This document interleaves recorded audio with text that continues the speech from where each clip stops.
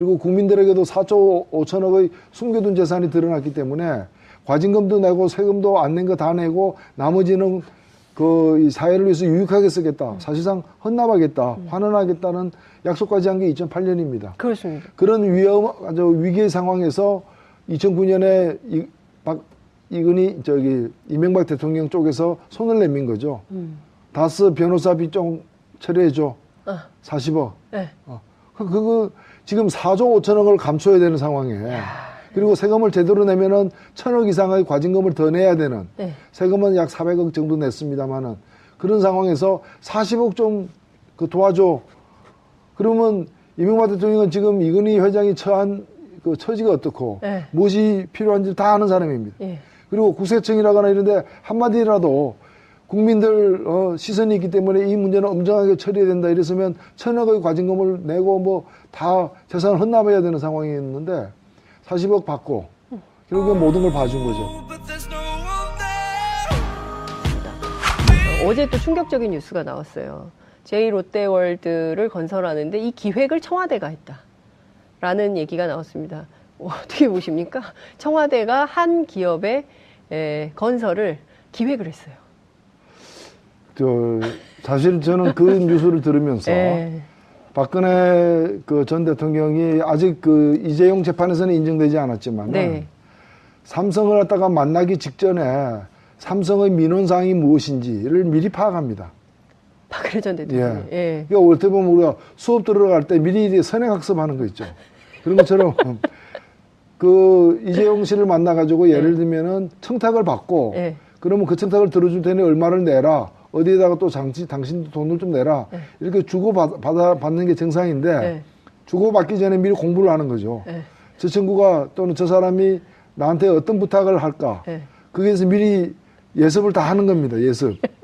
그걸 이제 한 데가 민정수석실을 통해 가지고 삼성의 승계 작업에 대한 현안을 갖다가 파악하고 정부가 할 일이 뭔지 또 어떤 일을 우리가 작용해 줄 수 있는 건지 이걸 미리 다 자기가 대가로 줄 수 있는 걸 다 점검한 뒤에 또 자기가 이재용에게 요구할 것도 점검하고 그렇게 해서 작업을 하는 거예요. 그러니까 이게 굉장히 잘 훈련된 그리고 이제 몸에 밴 사람들인데 이번 경우에도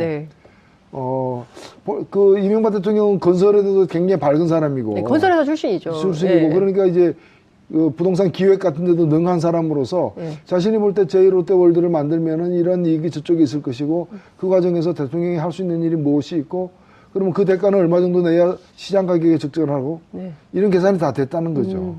그러니까 이게 보면 국가를 수익 모델로 했다. 라는 얘기가 계속 나오고 있는 이유가 두 전직 대통령이 지금 똑같이 기업을 상대로 뇌물 받고 대가성으로 뇌물을 받고 뒤를 봐주고 짬짬이 하고 뭐 이런 의혹이 있지 않았을까 하는데 다 사실로 드러나는데 특히 제2롯데월드 같은 경우는 굉장히 오래된 사안이거든요. 그러니까 롯데가 원했지만 군이 반대해서 안전 문제 때문에 성남공항 때문에 안 된다. 그거 못 짓는다라고 했는데 이명박 정부에서 이게 해결이 됐거든요. 그러니까 역대 정부의 제대로 된 대응 때문에 롯데그룹이 수건 사업이지만 포기한 것을 갖다가 다시금 이렇게 끄집어내가지고 가능하게 해주마. 나는 해결할 수 있다. 그래가지고 가능하게 해주마. 나는 공항 갖다가 각도를 비틀어가지고 그 위험천만한 허가를 내준 거죠. 근데 만약에 정말이요 무슨 사고가 발생하면 이 책임은 누가 져야 됩니까? 국민들이 피해자가 되는 거죠. 그러니까요. 이 끔찍한 상황에 대해서 과연 어떤 생각을 하고 이렇게 해주는 것인지 과연 정말 어떤 책임감을 가지고 국정을 운영한 건지 정말 이해할 수가 없는 수준이다 이렇게 볼 수 있을 것 같은데요.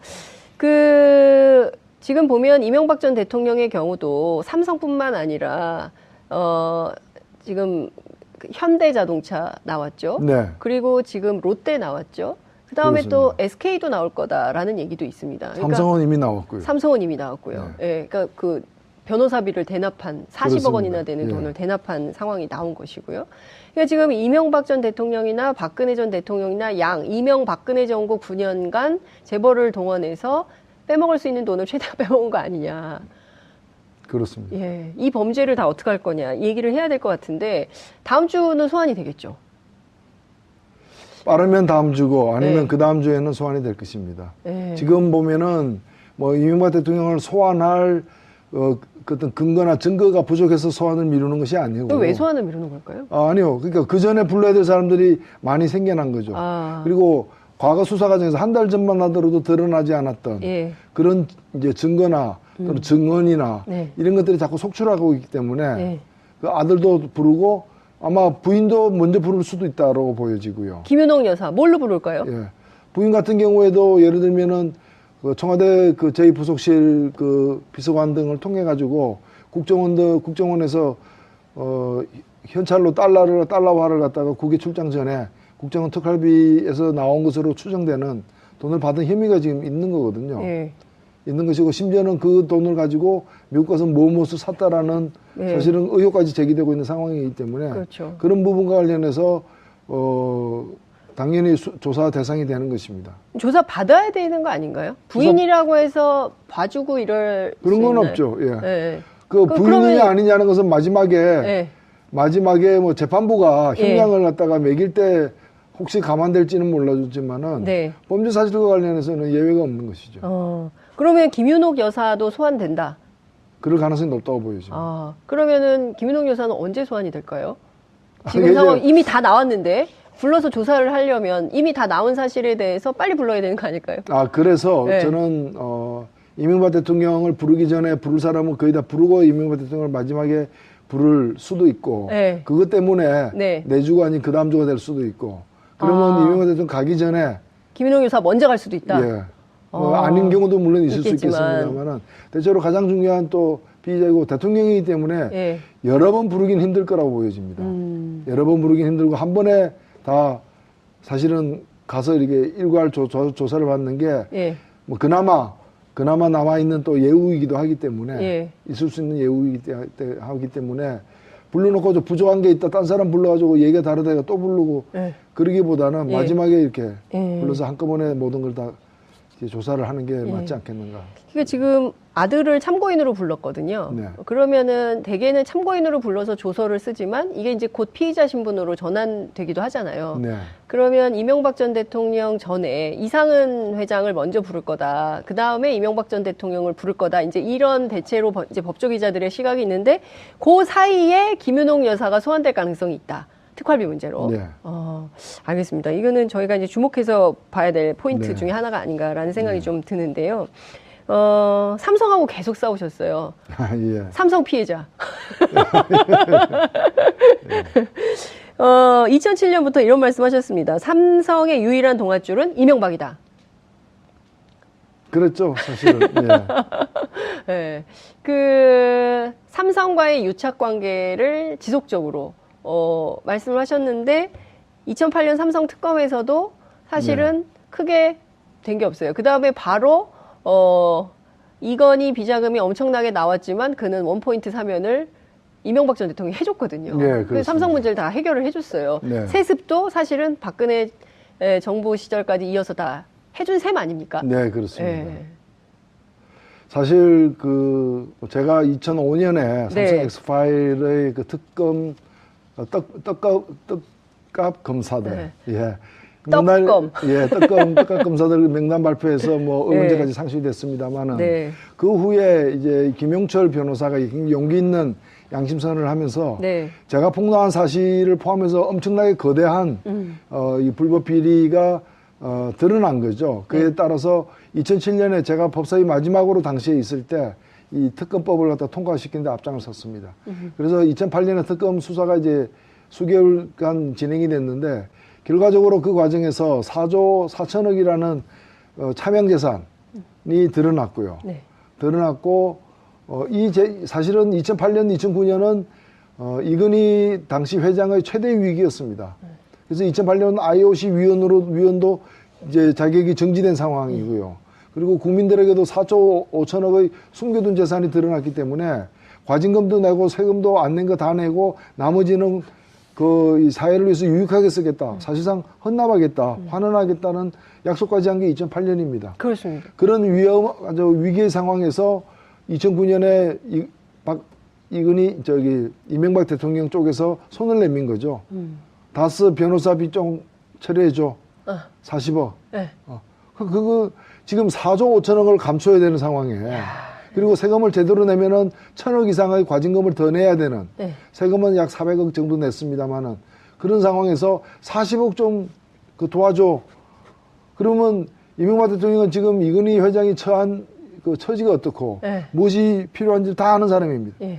그리고 국세청이라거나 이런데 한마디라도 국민들 시선이 있기 때문에 이 문제는 엄정하게 처리해야 된다 이랬으면 1,000억의 과징금을 내고 뭐 다 재산을 헌납해야 되는 상황이었는데 40억 받고 결국엔 모든 걸 봐준 거죠. 뿐만이 아니라 뭐 이 애프터 서비스로 해가지고 특사까지 완전 무결하게 이렇게 다 해준 거죠. 원스톱 서비스. 원스톱 서비스를 다 해준 거죠. 그리고 드러난 것만 이것이지 이것 이외에도 여러 가지 당시 이미 삼성은 1996년 이후로 승계 작업에 들어갔었습니다. 그렇습니다. 삼성 에버랜드라거나 SDS라거나 계속 재판에서 국세청의 어떤 예리한 칼날을 피해가면서 이렇게 그 돈 안 들이는 승계 작업을 해왔기 때문에 그런 데 대한 지원이 분명히 있었을 것이고요. 나머지 뭐 이 기업들은 다 마찬가지입니다. 현대자동차 그룹도 지금 다스의 일부 변호사 비용을 낸 것으로 의혹을 받고 있고 그렇습니다. 물론 확인되지 않았습니다만 2008년도에 현대자동차 그룹 회장을 갖다가 특별 사면시켜줬고 그 이외에도 현대건설을 인수하는 그런 게임을 벌이고 있었던 것이고요.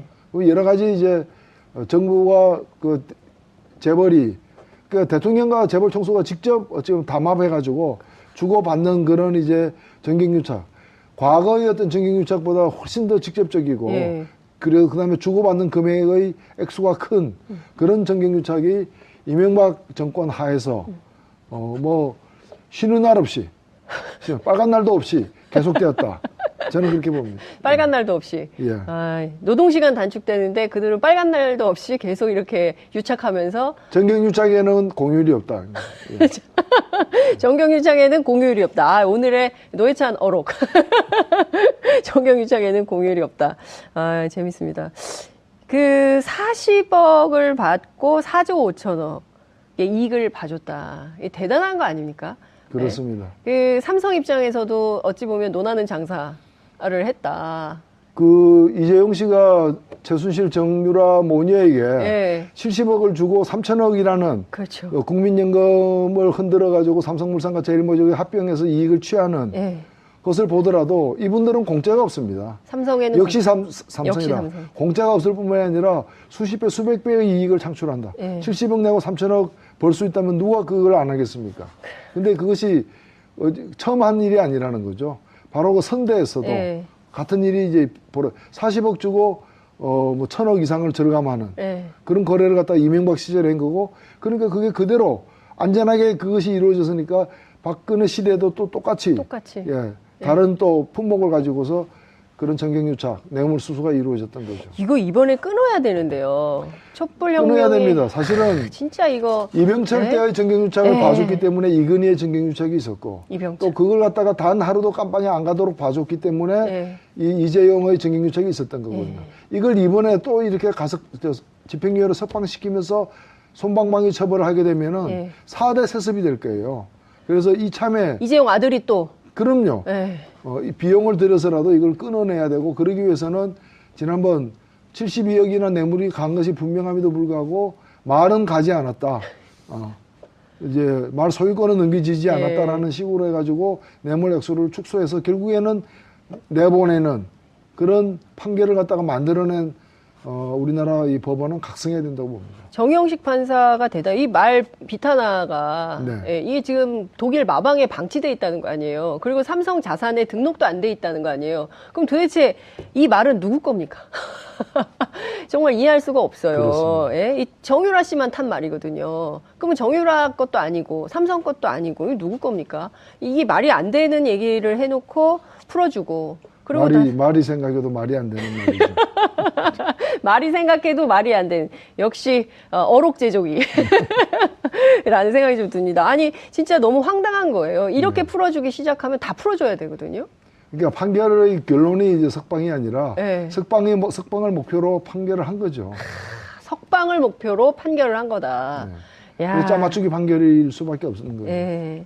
근데 이분에 대해서도 청와대에 그 국민청원을 했는데 이 판사 어떻게 할 수가 없다면서요. 예, 뭐 판사는 우리 달리 방법이 없습니다. 그래서 네. 다행히 우리나라가 3심제를 채택하고 있기 때문에 네. 대법원에서 다른 판례도 있고 또 안종범 수첩 같은 것도 이 사람 재판을 그 정영식 판사가 내린 재판에서는 증거로 채택되지 않았지만 네. 다른 모든 재판에서는 증거로 채택되어 있기 때문에 그런 어떤 이 법리 적용이나 증거 채택의 어떤 변경이 생겨나면은 또 엄한 처벌을 받을 기회가 있다고 보고 있습니다. 네. 어제 또 충격적인 뉴스가 나왔어요. 제2롯데월드를 건설하는데 이 기획을 청와대가 했다라는 얘기가 나왔습니다. 어떻게 보십니까? 청와대가 한 기업의 건설을 기획을 했어요. 사실 저는 그 뉴스를 들으면서 박근혜 그 전 대통령이 아직 그 이재용 재판에서는 인정되지 않았지만 네. 삼성을 갖다가 만나기 직전에 삼성의 민원사항이 무엇인지를 미리 파악합니다. 박근혜 전 대통령. 예. 그러니까 올 때 보면 우리가 수업 들어갈 때 미리 선행학습하는 거 있죠. 그런 것처럼 그 이재용 씨를 만나가지고 예를 들면은 청탁을 받고 그러면 그 청탁을 들어줄 테니 얼마를 내라. 어디에다가 또 당신 돈을 좀 내라. 이렇게 받는 게 정상인데 주고받기 전에 미리 공부를 하는 거죠. 저 친구가 또는 저 사람이 나한테 어떤 부탁을 할까. 거기에서 미리 예습을 다 하는 겁니다. 예습. 그걸 이제 한 대가 민정수석실을 통해 가지고 삼성의 승계 작업에 대한 현안을 갖다가 파악하고 정부가 할 일이 뭔지 또 어떤 짓는다라고 했는데 이명박 정부에서 이게 해결이 됐거든요. 그러니까 역대 정부의 제대로 된 대응 때문에 롯데그룹이 수군 사업이 있지만 포기한 것을 갖다가 다시금 이렇게 끄집어내 가지고 가능하게 해주마. 나는 해결할 수 있다. 그래가지고 가능하게 해주마. 나는 공항 갖다가 각도를 비틀어 가지고 그 위험천만한 허가를 내준 거죠. 근데 만약에 정말이요 무슨 사고가 발생하면 이 책임은 누가 져야 됩니까? 국민들이 피해자가 되는 거죠. 그러니까요. 이 끔찍한 상황에 대해서 과연 어떤 생각을 하고 이렇게 해주는 것인지, 과연 정말 어떤 책임감을 가지고 국정을 운영한 건지 정말 이해할 수가 없는 수준이다 이렇게 볼 수 있을 것 같은데요. 지금 보면 이명박 전 대통령의 경우도 삼성뿐만 아니라 지금 현대자동차 나왔죠. 그리고 지금 롯데 나왔죠. 그 다음에 또 SK도 나올 거다라는 얘기도 있습니다. 그러니까 삼성은 이미 나왔고요. 삼성은 이미 나왔고요. 그러니까 그 변호사비를 대납한 40억 원이나 되는 돈을 대납한 상황이 나온 것이고요. 그러니까 지금 이명박 전 대통령이나 박근혜 전 대통령이나 이명박근혜 정부 9년간 재벌을 동원해서 빼먹을 수 있는 돈을 최대한 빼먹은 거 아니냐. 그렇습니다. 이 범죄를 다 어떻게 할 거냐 이 얘기를 해야 될 것 같은데 다음 주는 소환이 되겠죠. 빠르면 다음 주고 아니면 그 다음 주에는 소환이 될 것입니다. 지금 보면은 뭐 이명박 대통령을 소환할 어떤 근거나 증거가 부족해서 소환을 미루는 것이 아니고. 왜 소환을 미루는 걸까요? 아니요. 그러니까 그 전에 불러야 될 사람들이 많이 생겨난 거죠. 그리고 과거 수사 과정에서 한 달 전만 하더라도 드러나지 않았던 그런 이제 증거나 또는 증언이나 이런 것들이 자꾸 속출하고 있기 때문에 그 아들도 부르고 아마 부인도 먼저 부를 수도 있다고 보여지고요. 김윤옥 여사 뭘로 부를까요? 부인 같은 경우에도 예를 들면은 그 청와대 그 제2부속실 그 비서관 등을 통해 가지고 국정원에서 현찰로 달러화를 갖다가 국외 출장 전에 국정원 특활비에서 나온 것으로 추정되는 돈을 받은 혐의가 지금 있는 거거든요. 있는 것이고 심지어는 그 일을 우리가 작용해 줄 수 있는 건지 이걸 미리 다 자기가 대가로 줄 수 있는 걸 다 점검한 뒤에 또 자기가 이재용에게 요구할 것도 점검하고 그렇게 해서 작업을 하는 거예요. 그러니까 이게 굉장히 잘 훈련된 그리고 이제 몸에 밴 사람들인데 이번 경우에도 그 이명박 대통령은 건설에도 굉장히 밝은 사람이고 건설회사 출신이죠. 그러니까 이제 그 부동산 기획 같은 데도 능한 사람으로서 자신이 볼 때 제2롯데월드를 만들면은 이런 이익이 저쪽에 있을 것이고 그 과정에서 대통령이 할 수 있는 일이 무엇이 있고 그러면 그 대가는 얼마 정도 내야 시장 가격에 적절하고 이런 계산이 다 됐다는 거죠. 그러니까 이게 보면 그 국가를 수익 모델로 했다. 라는 얘기가 계속 나오고 있는 이유가 두 전직 대통령이 지금 똑같이 기업을 상대로 뇌물 받고 대가성으로 뇌물을 받고 뒤를 봐주고 짬짬이 하고 뭐 이런 의혹 있지 않았을까 하는데 다 사실로 드러나는데 특히 제2롯데월드 같은 경우는 굉장히 오래된 사안이거든요. 그러니까 네. 롯데가 원했지만 군이 반대해서 안전 문제 때문에 그 성남공항 때문에 안 된다. 그거 못. 그리고 국민들에게도 4조 5천억의 숨겨둔 재산이 드러났기 때문에 과징금도 내고 세금도 안 낸 거 다 내고 나머지는 이 사회를 위해서 유익하게 쓰겠다. 사실상 헌납하겠다. 환원하겠다는 약속까지 한 게 2008년입니다. 그렇습니다. 그런 아주 위기의 상황에서 2009년에 이명박 대통령 쪽에서 손을 내민 거죠. 다스 변호사비 좀 처리해줘. 40억. 네. 그거 지금 4조 5천억을 감춰야 되는 상황에. 그리고 세금을 제대로 내면은 1,000억 이상의 과징금을 더 내야 되는. 네. 세금은 약 400억 정도 냈습니다만은 그런 상황에서 40억 좀 도와줘. 그러면 이명박 대통령은 지금 이건희 회장이 처한 그 처지가 어떻고 네. 무엇이 필요한지 다 아는 사람입니다. 네. 그리고 국세청이라거나 이런데 한마디라도 국민들 시선이 있기 때문에 이 문제는 엄정하게 처리해야 된다 이랬으면 1,000억의 과징금을 내고 뭐 다 재산을 헌납해야 되는 상황이었는데 40억 받고 결국엔 모든 걸 봐준 거죠.